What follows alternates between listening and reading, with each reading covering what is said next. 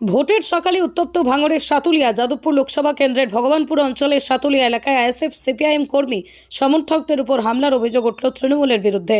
এই ঘটনায় বেশ কয়েকজন আইএসএফ কর্মী সমর্থক আহত হয়েছে। ঘটনাস্থলে এখনো পর্যন্ত পড়ে আছে তাজা বোমা। ঘটনাস্থলে পোলারহাট থানার পুলিশ কর্মীরা।